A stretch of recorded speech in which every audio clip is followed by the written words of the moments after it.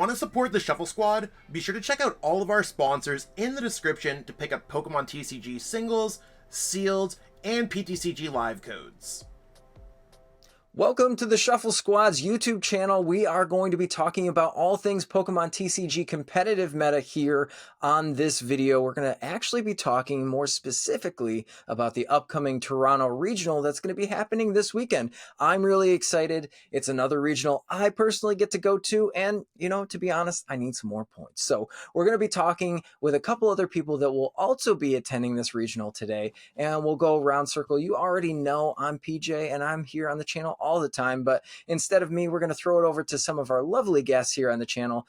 First, we'll start off with Sneaker Talk TCG. Let the people know who you are and a little bit about yourself. Hey, yeah, so I'm Christian. I'm from Toronto, so this is the upcoming home turf regional I have to try and defend in our honor. All our polar bears out here we have to protect.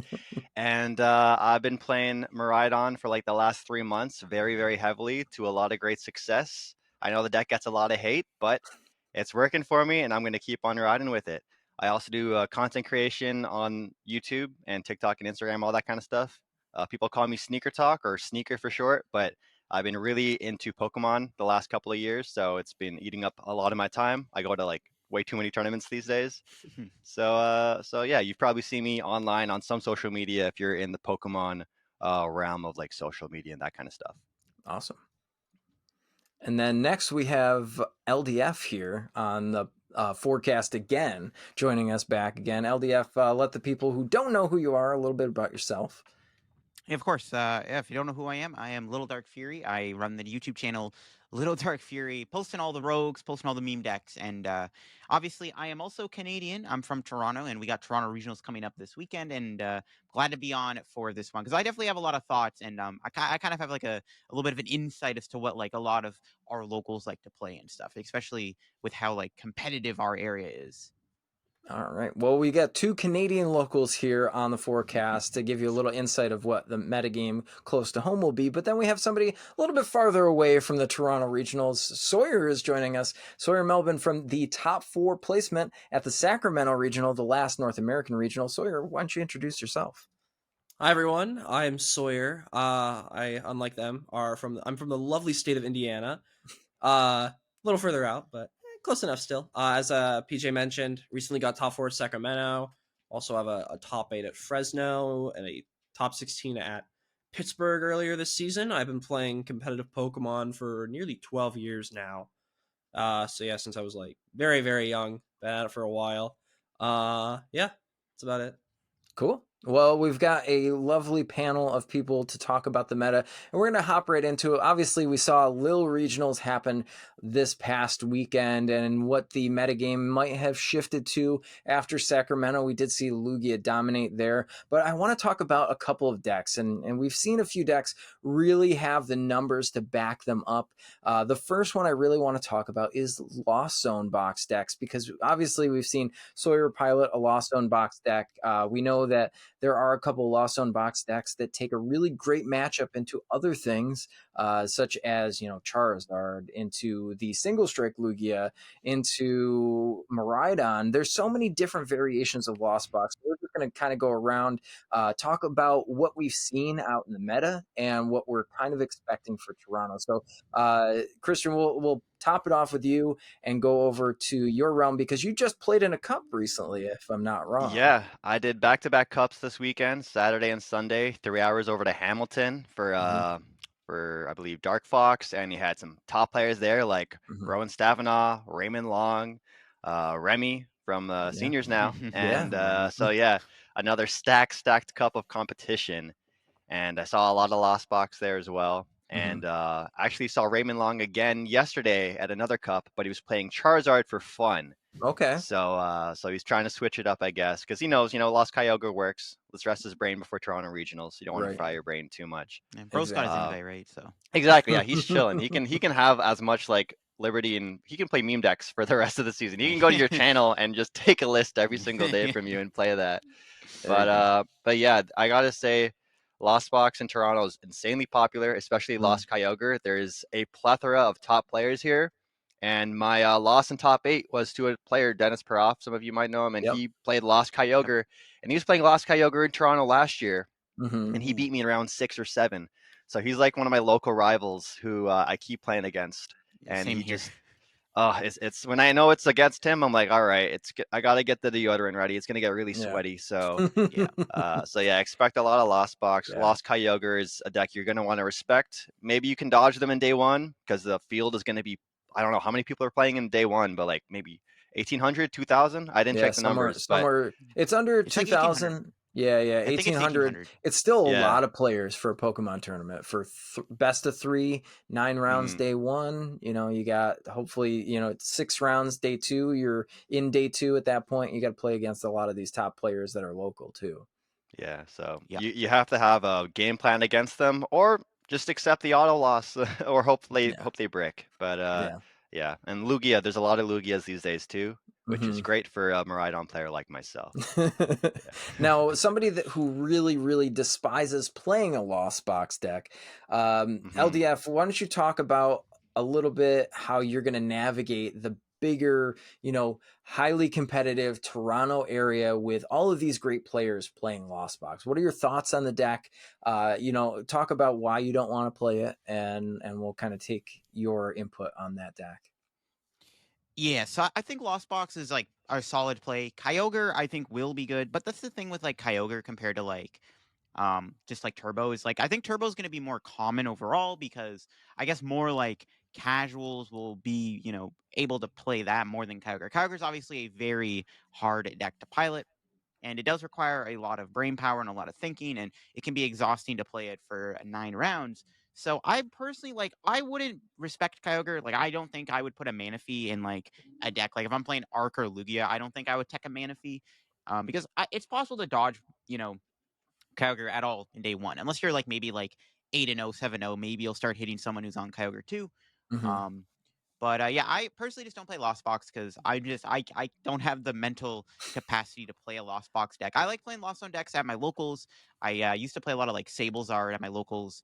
But yeah, I just personally can't play Lost Box for like a regionals. It's just too much brain power. But I definitely would play a deck that beats Lost Box. I would definitely try to map out a game plan against Lost Box, like figure out how you want to play the matchup out, figure out how many Pokemon you want to put into play, and what you want to do in certain scenarios. Like definitely test the matchup. It's going to be popular. Lost Box will most likely be one of the top 3 most played decks in the room for sure. Yeah, absolutely. And somebody who has played Lost Box to multiple regionals and obviously seen success. Sawyer, I want to get your take on, playing Kyogre versus playing Turbo Box. Obviously, there's a lot of different variations. And then the mindset that you need going into the Toronto regionals to play Lost Box again or any regionals in the future, as well as talking about how you would navigate a lot of matchups, or do you think it's a good call for Toronto regionals?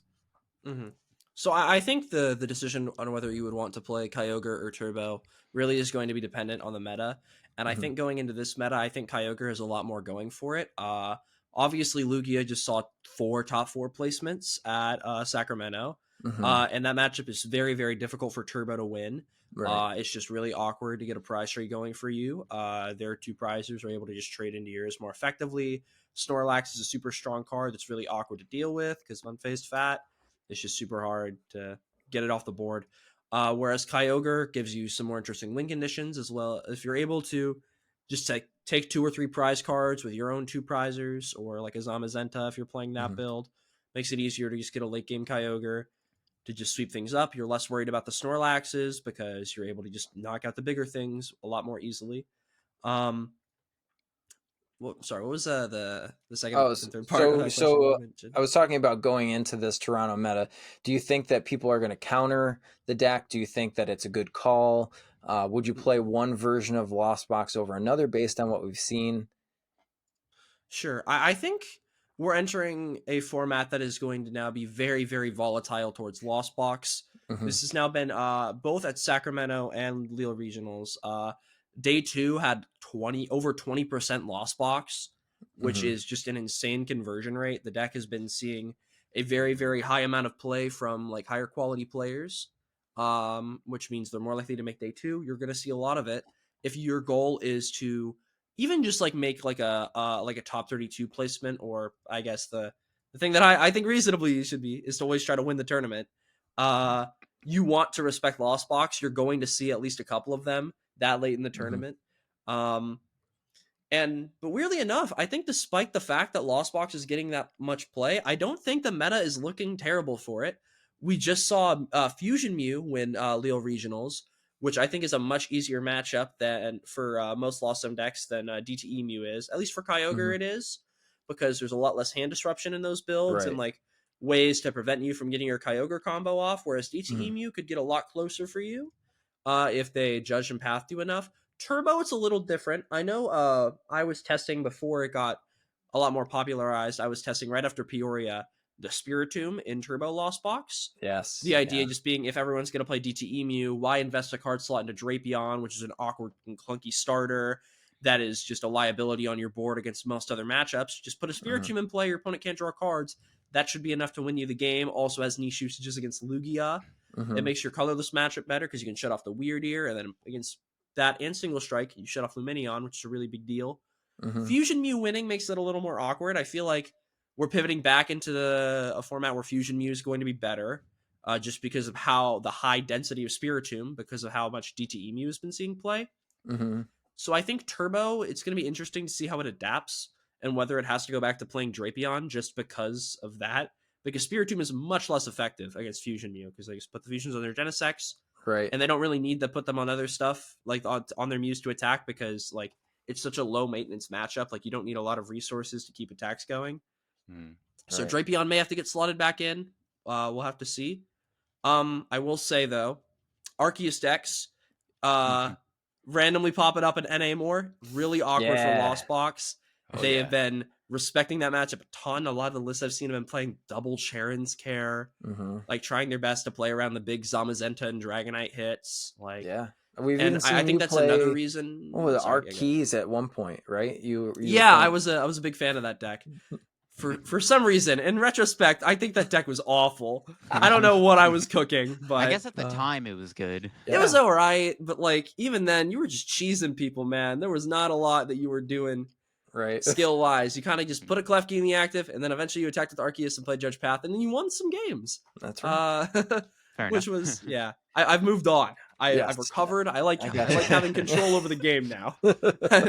some form of skill expression. But I was gonna say, speaking of some cards that counter basic Pokemon like Klefki did into Lost Box, we do have to bring up that obviously Miraidon is coming back into the format a little bit more, and we did take a little bit of a break for Sacramento, and I know that the Ohio crew like Jesse Parker, Andrew Mahone, JW Krewall are also going to be playing Miraidon, but I hear that there's a lot of Miraidon mains such as yourself, Christian, that are going to be also probably piloting Miraidon. So why don't you talk to me a little bit about how Miraidon has been doing for you, what the great matchups are. Do you think it's a good call going into the Toronto meta? Talk to me a little bit about Miraidon. So right now, I think if you're going to play Miraidon for a regional, this is the one to play it, because there are going to be so many Lugias. When I saw that, Jesse Parker's or the whole Ohio crew, all of them didn't go out to Sacramento. Yep. I'm like, good, because I don't want people to respect my deck. I don't want it to be on the radar. I saw 4 Lugias. I was like, Lugia, best deck in format. Trying to meta manipulate on Twitter, on Instagram, just meme around a little bit. Because as everyone knows, Lost Box, Turbo Lost Box, or Lost Box Kyogre is it is a brutal, rough matchup for Miraidon players. So the way I look at it is it's a rock, paper, scissors. I'm the scissors that cut into Lugia. Lugia is the paper that covers Lost Box, and then Lost Box destroys me. So I'm cheering for the Lugias, and then I'm gonna stab them in the back later in the tournament. That's fair. And do some dirty stuff to them. But the single strike variant isn't as popular now too, which also makes me very excited, because that Snorlax, the unfazed fat, the colorless version is, I want to say, the better version right now, but you have to worry about the Miraidons, and Toronto has a lot of Miraidons. So you're not safe if you're playing Lugia. I've even seen some players locally tech in the Dunsparce Yeah. And that Dunsparce actually makes it like a almost 50-50. I've had some close games because they just have a Dunsparce in there. Sure. So that could be the difference maker if people want to tech in that. But it could be the difference maker for Miraidon players against Kyogre decks or Lost Box decks, where you have to worry about Greninja. Some are potentially going to experiment with Manaphy. That's something I'll be doing this week. I'll be testing a one-off Manaphy in my deck because if I want to win the tournament, I know I'm probably going to have to take down at least 1 or 2 Kyogres, and I want to win the tournament.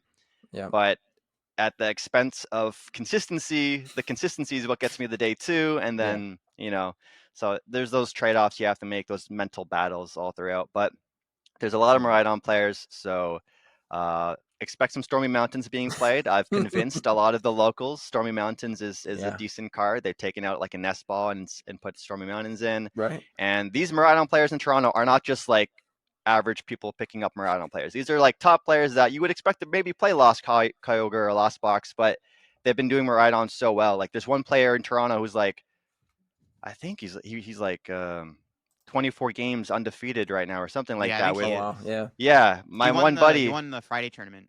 Yeah, he beat me in the finals, and then he's known I've been on a hot streak with Miraidon. So one week he pulled up with Belly Bolt just for me. The Belly just Bolt for me. tech.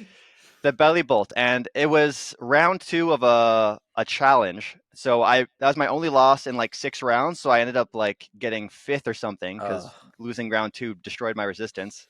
And he won the tournament, of course. Yep. And it was on stream too. So we streamed the match in our store. He plays down Tadbulb. I'm like, I hate you. We're not friends anymore. I'm going to counter you for the rest of the season just because you did this. And I managed to get the turn 1 KO on the Tadbulb, but it didn't matter because he wins the prize trade because he took out one of my 2 prizes first. So he didn't even have to play Belly Bolt. He could just bait me with the Tadbulb. So I've had the idea of, do I put a Tadbulb in? Do I put a Belly Bolt in? Yeah. I'm leaning on not doing that, but it's annoying, man. It's annoying. How about you, LDF? How you feeling about Miraidon? Because I know you're a colorless Lugia enjoyer, and so that's music to my ears. There you go. How are you feeling about Miraidon coming back for Toronto here? I mean, as somebody who likes to play Lugia and Arceus, Miraidon's really annoying because I personally don't think that deck is actually that good. I think the deck is mid. I think it's only good because it has the ability to like attack on the first turn, which not many decks get to do right now, and it does abuse Judge Path. But as an Arc and Lugia enjoyer, man, I'm not a fan of that deck. It's weird because like I thought about the Dunsparce in the Lugia deck. I think that it's okay.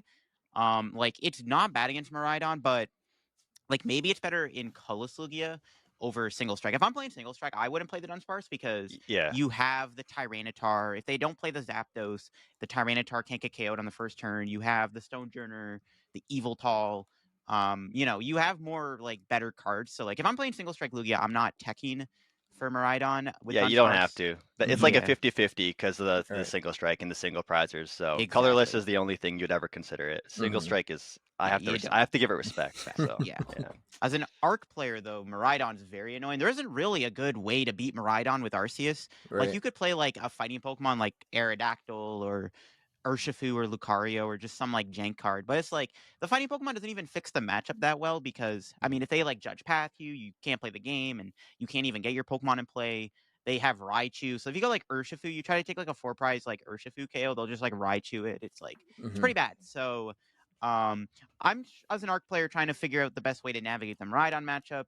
I've actually thought about Belly Bolt. Ironically enough, it's not even like terrible because if you play Belly Bolt and Skwovet, technically you can't lose. Kind of, I don't know. I Belly Bolt could be cool if like Miraidon cuts Mew from the deck, which some lists are doing. If they're not playing Mew or Drapion, Belly Bolt's actually ironically kind of good.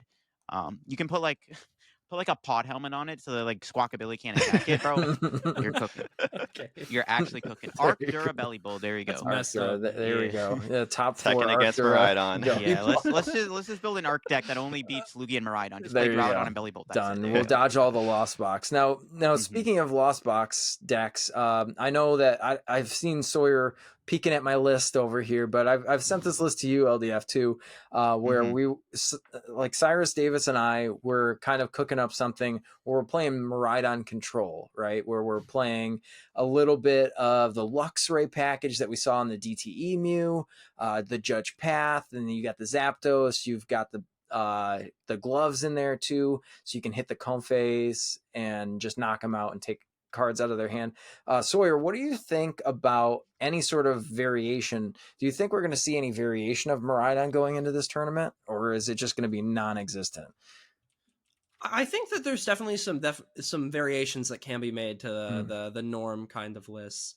I think, I mean, generally, like you're playing like a toolbox archetype, like you have like ways to set up pretty much any lightning attacker that's legal. Like you Flappy Generator, you can play literally anything you want. There's a lot of untapped potential. I feel like people have just stuck to the things that make sense, which is Miraidon to set up, Raikou, it's a low commitment, easy, solid damage attacker, and Raichu for the big knockouts. But there's a lot of really interesting effects and cool things on a lot of lightning Pokemon in Standard right now that have been like really, really untapped, like the Luxray, which I was messing around with that a little bit before Sacramento as well. My friend Joe Turrentine, he was talking about playing Luxray in that deck, and I'm like, hey, why don't you just play Cleansing Gloves and a Zapdos? Just knock out Comphase for fun. Maybe that matchup becomes winnable. I played like 2 games with it with 3 generators and never touched it again. But he put some time into it. That was fun. I think there's definitely a lot of things that can be done with Miraidon still. I'm interested to see if it adapts going into this tournament to try to have some better matchup spread. But I think it's actually in like a shockingly okay spot going into this tournament. I would never play the deck. I do not like Electric Generator as a card. I remember back in the day playing Max Elixir decks and just like looking at the 6, not finding an energy and being like, cool, I probably lose the game now. This sucks. And that feeling is just like really bad. I don't really want to rely on a card like that. But I think meta-wise, it's pretty good. Arc is getting more popular, which is a pretty solid matchup for you. Mew, I think, is on the rise. I think the Mew techs are going down, and Mew is a matchup that is pretty good for you. Lugia is obviously better than ever right now, besides like Silver Tempest format. That's the best it's been in a very long time. And I think there's a very real chance that a lot of these other decks in the format, the Lugias, the Zards, are going to tech super hard for the Lost Box decks. They're going to fall out of the meta a little bit, and Miraidon could have its place. That's right. But, I mean, it really depends on how well the other Lost Boxes in the room do, if Miraidon will see success or not. It's so we'll have to wait and see. I think it could definitely go either way. But I think Miraidon's not a bad play. If you feel comfortable with it, I think you'll probably do okay. It's not bad right now. Now, a deck that a lot of people don't necessarily feel comfortable playing because it's a lot of flipping.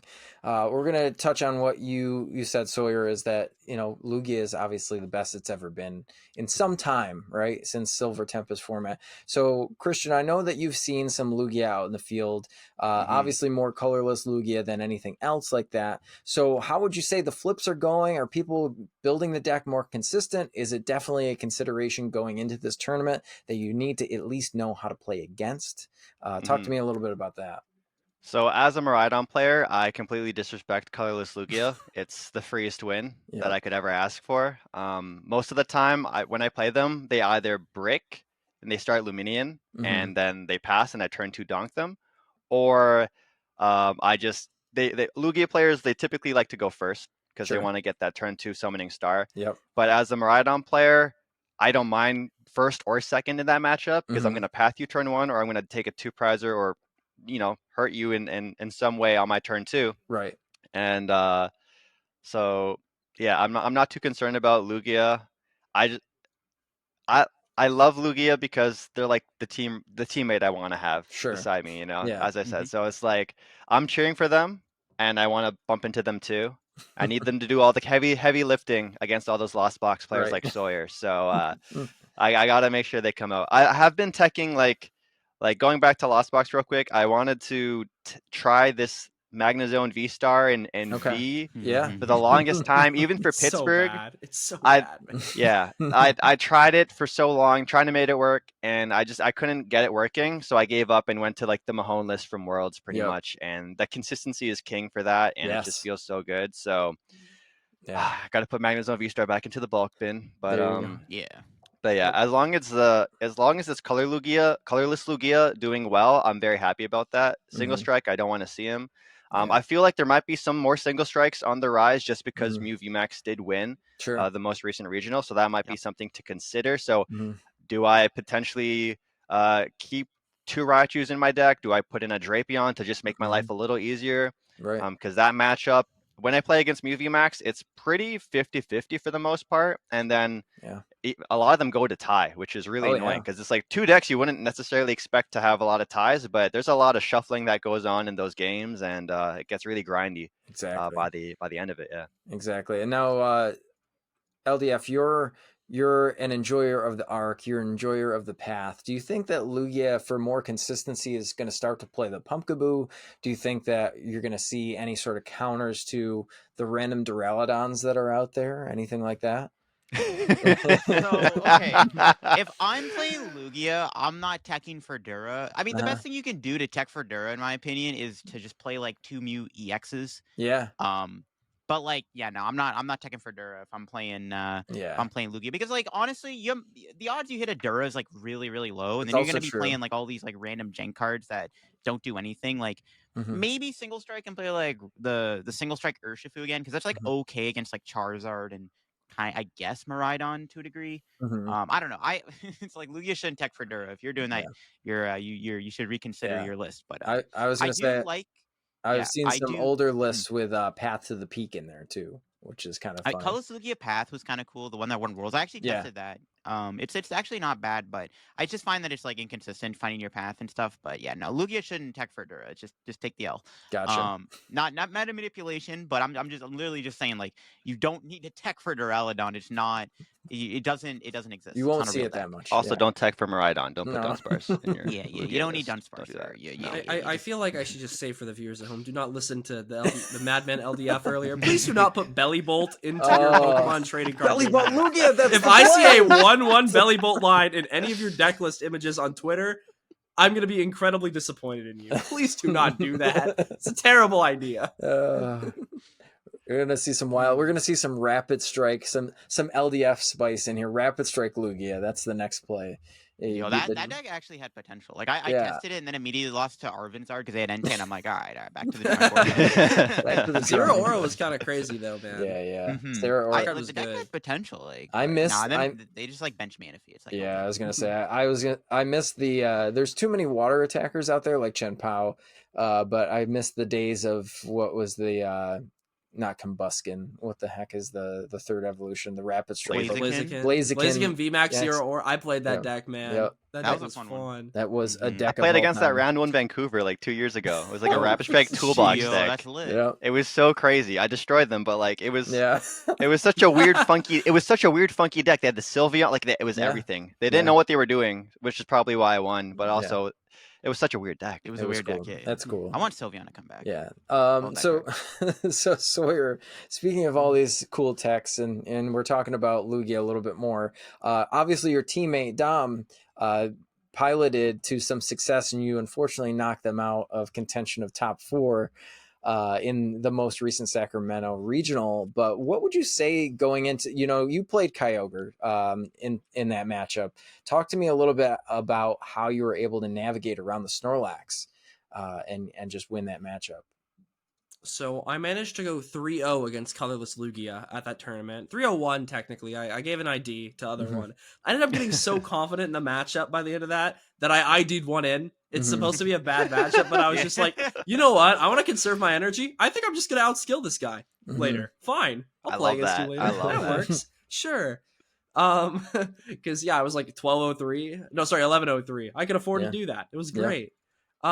But I think Dragonite gets a lot of value in that matchup. Got it. You can play around Snorlax pretty easily by just attacking into it with Dragonite. You either force them to have to deal with it with 2 more 1 prizers, which feels kind of bad, or you force them to put Mew EX into play, which is really good for you because it makes it easier for you to pull off a strong Kyogre at some point. Right. It has really low HP. So if you want as well, you can just go you can Sableye it preemptively. If you ever had any cram damage on something smaller, like if you ever cram into an Archeops somehow, I guess. It's easy to just go Sableye, and take both of them out. That's 3 prizes. Mm-hmm. It becomes them having to put Mew EX into play or Weird Ear in play to deal with your Dragonite just makes your prize map way easier. And it makes Kyogre much, much more effective. Dragonite, so aim for Dragonite if you can to deal with the Snorlaxes. That is the best way to approach the matchup. Mm-hmm. Just because, It definitely puts you on a faster clock because they're going to try and one-shot your Dragonite in response. Okay. But if you play it smart, you should have that gives you 4 or 5 turns to get to Kyogre, which is super doable still. Yeah, Dragonite's super useful. Use it a lot. You can obviously get Raikou onto a Lugia if you need that to take your extra prizes as well. Yeah. It's still tough. Collapse Stadium can be really, really annoying. So like if they just like hit the nuts, if they hit both of their collapse to get rid of 2 prizes on their board, there's not a lot you can do. Yeah. But they don't get there very often. Roxanne is actually really good in that matchup. I found in the late game true. to prevent them from getting Iono on like that last turn of the game. If you're leaving their bench open, ideally, because you're not going to be taking a ton of prizes later in the game, so you can like make it to where they can't put Lumineon into play, and they're forced to hit Iono off of like 3 cards, and it makes it way easier to pull off your Kyogre later in the game. I didn't test that matchup a ton, the colorless Lugia matchup a ton going into Sacramento, but the first game I played against it, I played a Roxanne, and it stuck, and I realized, this is actually incredibly effective against this deck because then they just like have no way of disrupting my combo unless they get super lucky. Right. So yeah, Dragonite, Roxanne, MVPs play into them. Matchup super doable, still unfavored in my opinion. In retrospect, probably like 40-60 for us Kyogre demons out here, but it's very doable. Keep your head up. I'm 7-0-1 combined against Lugia this season with Kyogre.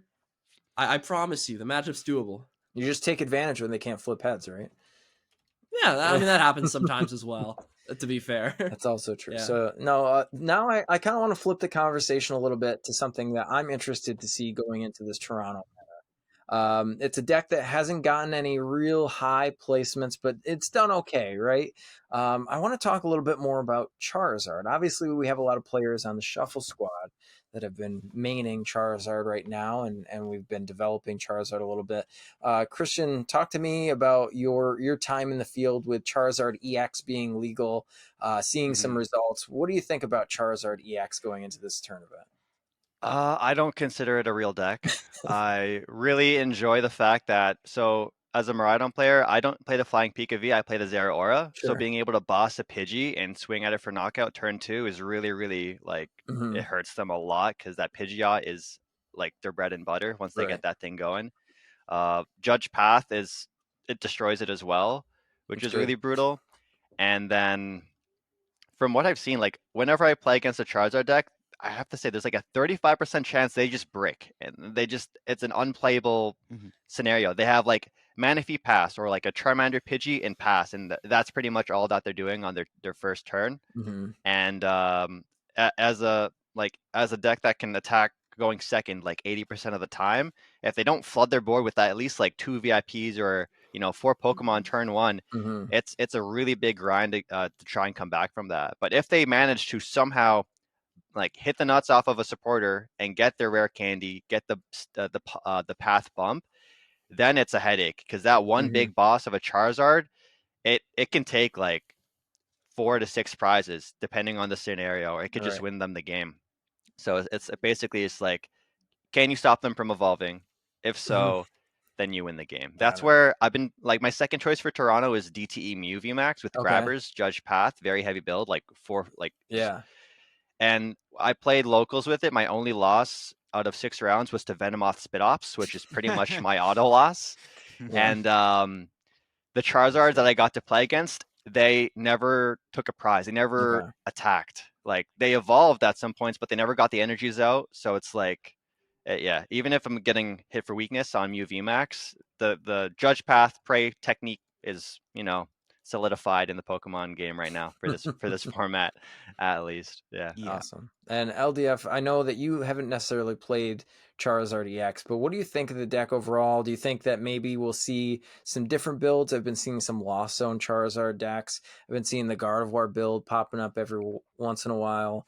Do you think that we're going to see some straight up Arvinzard at this tournament? Yeah, so I have played Charizard. I did play Arvinzard. I played the Pidgeot build. And I played it to the same challenge that Christian was just talking about. And so round 1, I hit Spitops Venomoth, immediately lost. Round 2, I hit Shenpao, lost. Round 3, hit Lost Tina. I won, but I was like, okay, this deck sucks. Like, I didn't like Arvin Zard. Charizard is, in my opinion, like the most like it's the most like just fine deck. Like it's fine. Mhm. It's not spectacular. It's not amazing. It's just perfectly fine. It's kind of bad against, like, I think Colors Lugia's, if you're playing against a good Colors Lugia player, I think the deck's actually not very good against that. I think that obviously your loss on matchups, except for maybe Kyogre, are a Mhm. little atrocious.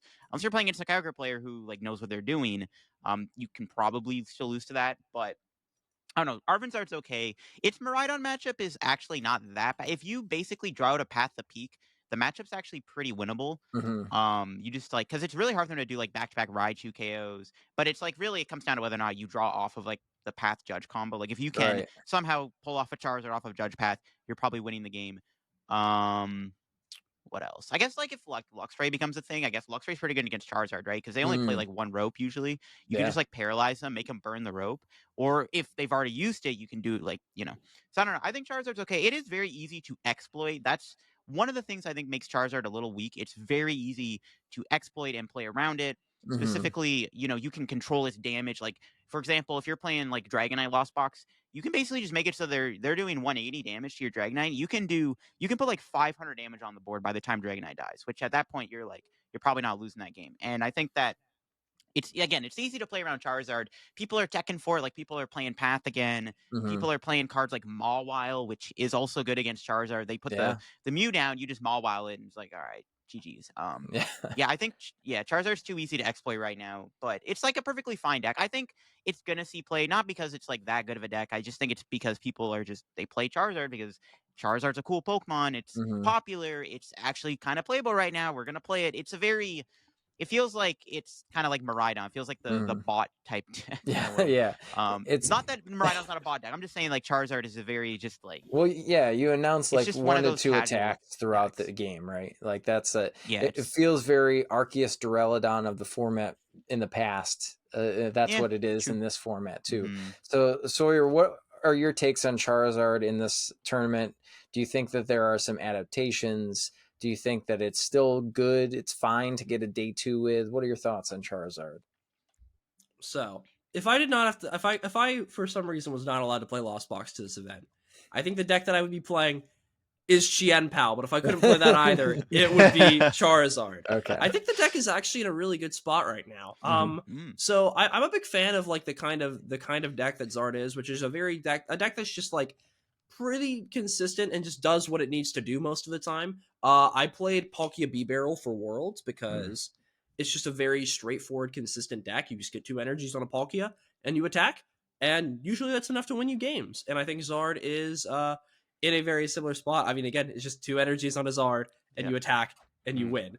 And I think that meta-wise, it's looking pretty good for it. Mew just won a regional, and Mew is a great match. Fusion Mew specifically is pretty great. The Luxray Grabber DTE thing can mess with you sometimes, but Fusion Mew is like is like a very favored matchup. Yeah. Lugia has been pretty solid for you for a good while now. Lugia is a very good matchup unless they're just like putting like 4 cards in their deck to beat you. Like, all right, man, good for you, I guess. And I think it's very, very easy to tech for the Lost Box matchup if you want to. There's cards like Radiant Serena I've been testing a lot. I think is one of the big innovations that you can make if you want a better Lost Box matchup. Lost City is super good against it. I don't know what Zard variant I think is the best right now. I've personally been favoring the Zard like B-Barrel variant. I know Juan Cardenas, I think is his name, got top 32 at Sacramento with like a very, very straightforward Arc Zard B-Barrel deck. It looked like super consistent, like it was able to just draw a bunch of cards and just do what it needed to do. Yep. And I like that. I like decks like that are just built to just get their attacker going and to just plow through things. Very consistently. Exactly. I don't know if I would play it with Arc. I've been testing a variant of it that's like Arvin Zard with B-Barrel. I really like the Arvin Forest Seal Stone build just because having more outs to battle VIP pass on turn 1 is really, really good. And I think that's been my big issue with Zard sometimes is your turn 1s can be a little slow. Right. So just more outs to VIP and just more just like search cards and like ways to consistently find rare candy as well still. Because I still like having the ability to search out the cards I want with like Sealstone, but I want a bit of a smoother turn 1. Sure. But I think I think a lot of variants of Zard are very good right now, and there's a lot of things you can play. You can play so many different cards and unique techs in it since you have so much direct search, either in the form of Arceus or Pidgeot or Forest Seal Stone. And there's so many playable cards that you can put in that deck. Yeah. So I think that's another big leg up the Zard players can have on a lot of people is you can't really play around everything. There's so many wacky things you can play in that deck. But yeah. So I think it's funny you mentioned that you'd play Shen Pao before a Charizard, because that's exactly what I was thinking. I'm like, if you're gonna play Charizard, I feel like if you're gonna go with a deck that kind of has a rough time against Path, but has these like you need these certain combo pieces on turns, I think Shen Pao is way more consistent than a Charizard build.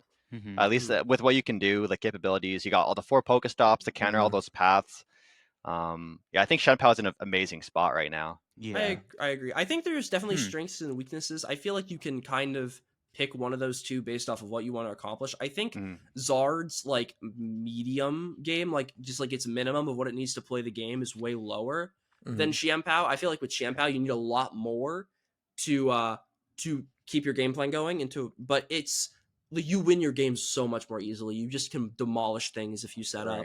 Whereas Zard, even if you get set up sometimes, you can still lose games. So yeah, really depends on how you want to play the event and how much you want to high roll, I guess.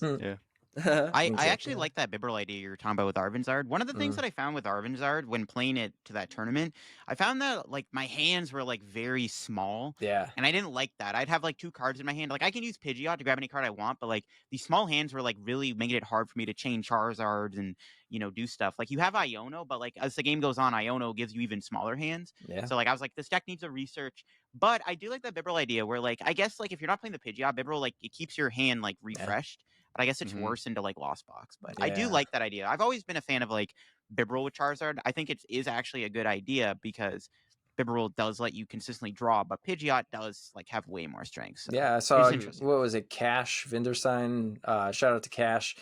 Played what I like to call Buffalo Wild Wings, where he posted a list that was Charizard with a 1/1 Bibarel line in there. Just that's a fire name. Okay, now I need to play this deck just so I can call that my deck. So I can post on Twitter. I played Buffalo Wild Wings.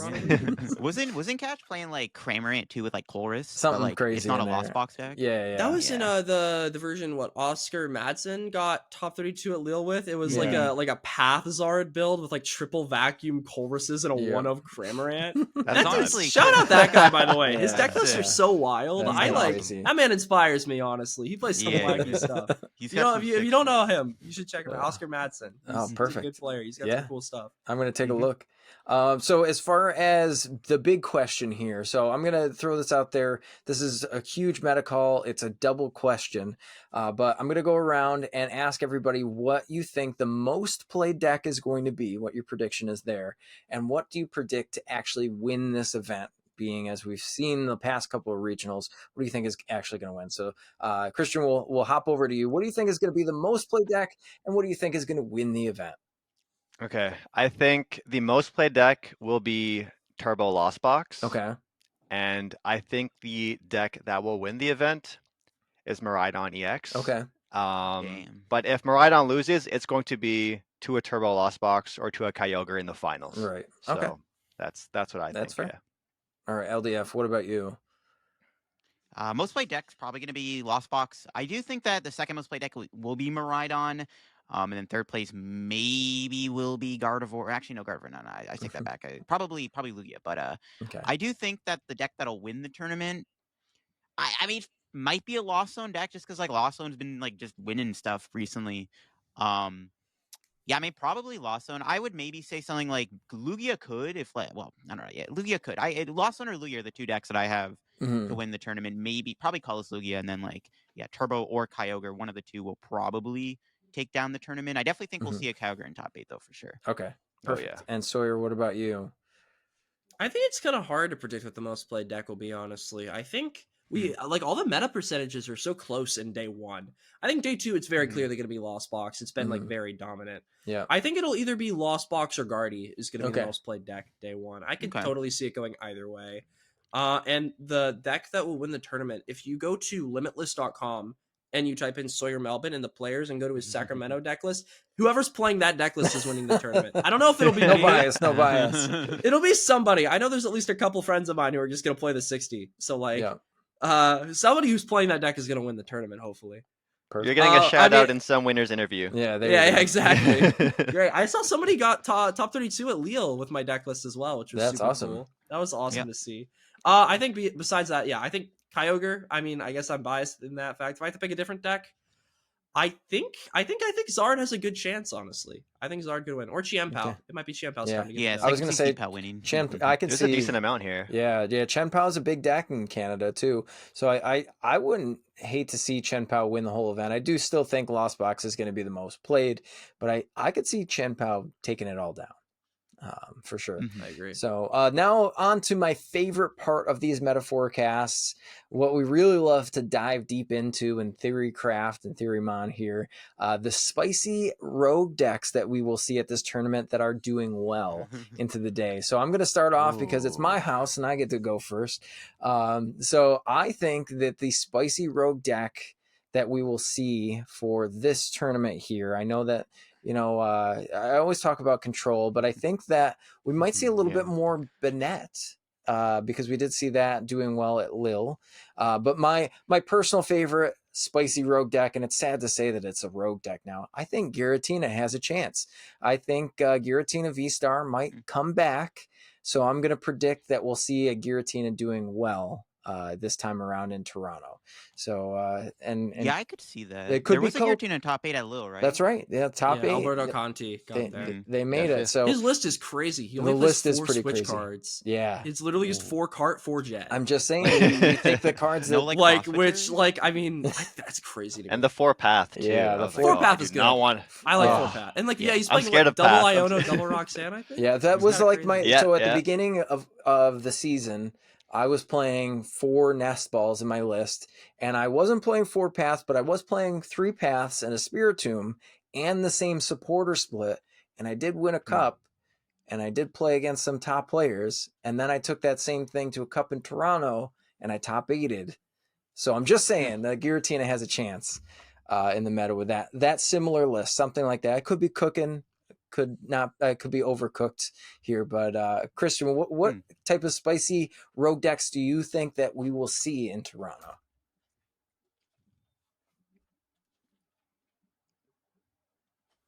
So you pretty much sold me on Lost Tina now. That 5th place list from Lily looks like a really good list going into a Toronto regional with the abundance of Lugias and Miraidons. So a list like that could definitely feast.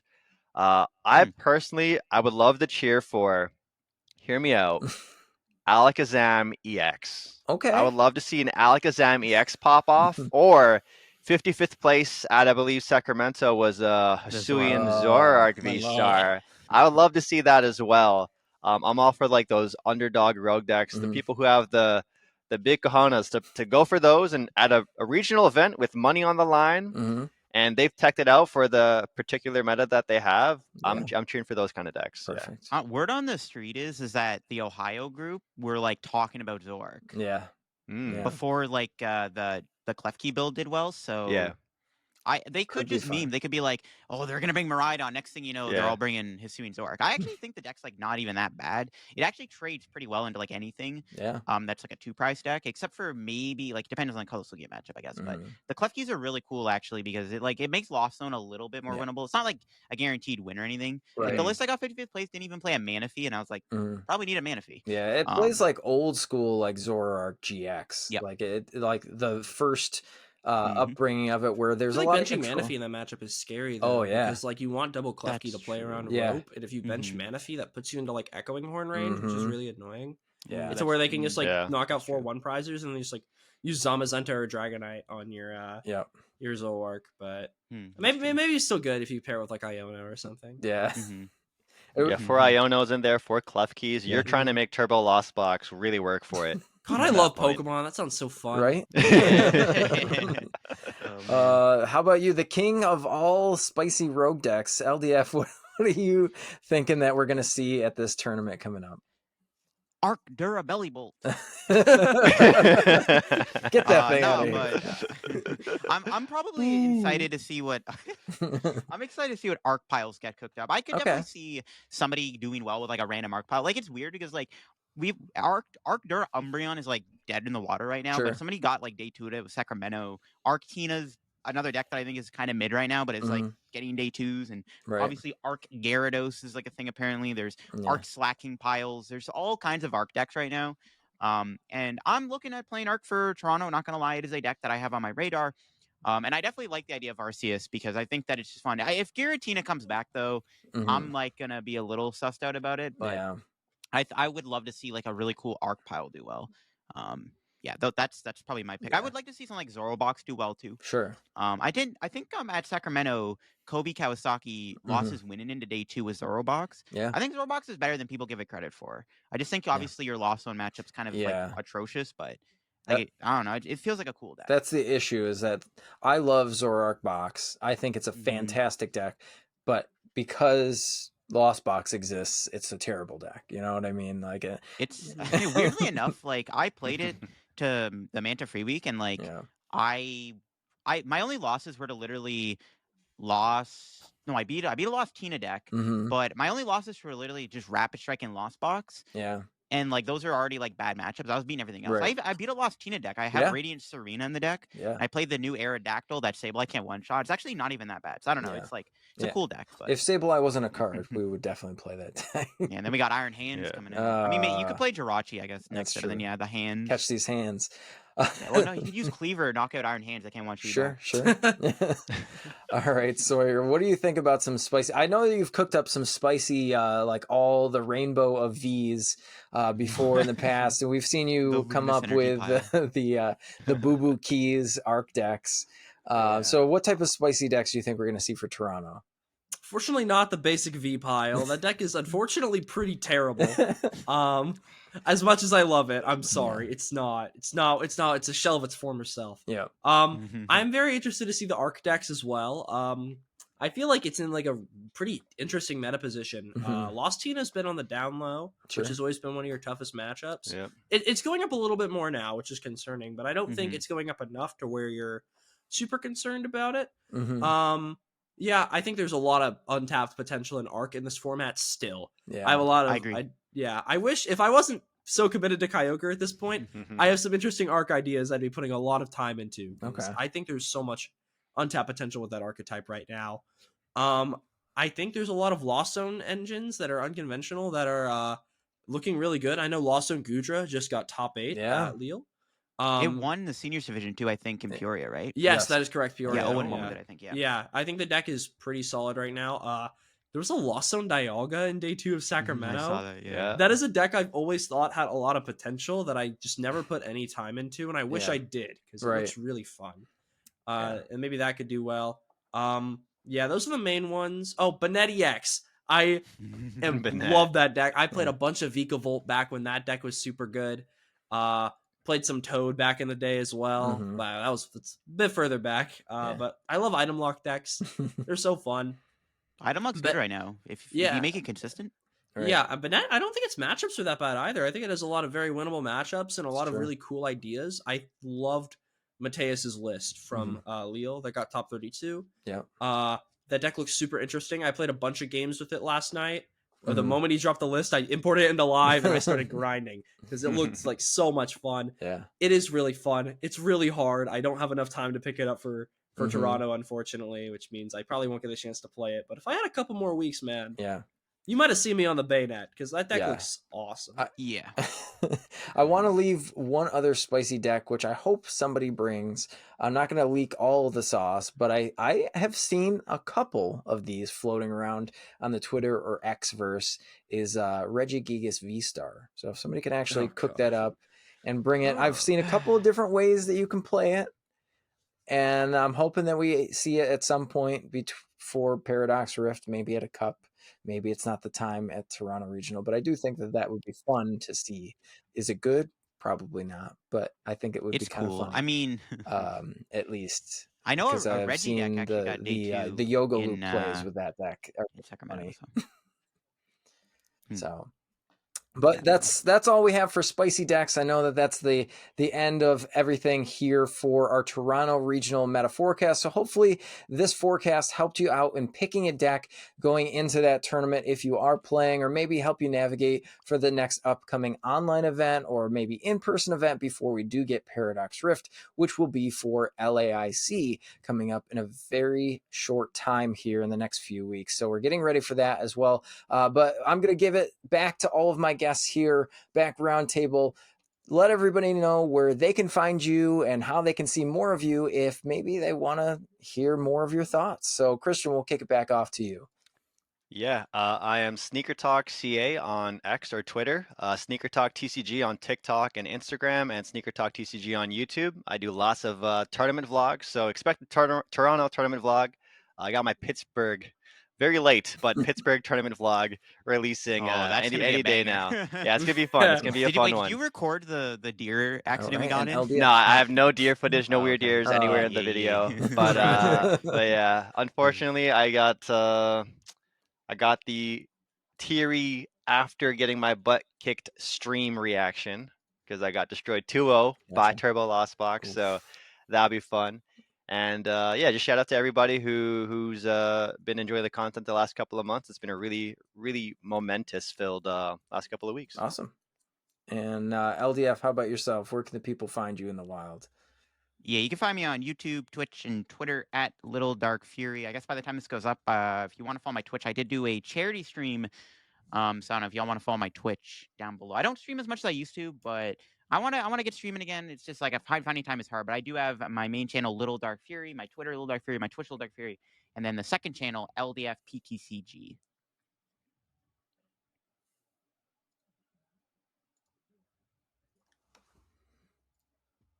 All right. I feel like PJ's passing it on to me right now, but he's lagging. Sorry. Yeah. I can hear you. So, Sawyer, where can everybody find you on the internet? All right. Cool. You can find me on Twitter. My ad is Sawyer Hate Mail, mail spelled MAIL. That's pretty much it. I'm working on getting into TikTok posting within the next couple of weeks. I'm in the process of it, but find me on Twitter. That's the main place where I'll see Pokemon related stuff. I post a lot of really weird takes, funny memes and stuff regarding Pokemon. Yeah. Cool. That's about it. Very cool. And as always, you can always find the Shuffle Squad here on YouTube, but you can also find us on Twitter and X. We do have a Patreon where you can find all types of competitive articles. If you're able to become a Patreon subscriber for only, I believe it's $10 a month right now, you can get access to not only all of those articles where each one of our pros are writing them for you, but you do have access to the Discord where you can ask all the pros different questions and help you out with deck lists. But we do help out a lot of people on our Metafy, so you can always check us out at metafy.gg/the Shuffle Squad, where you can actually get coaching from the majority of the pros on the team here. So we'll leave you with that. Thank you so much again to all of my guests joining me here on the Meta Forecast, and we will catch you next time on the Shuffle Squad.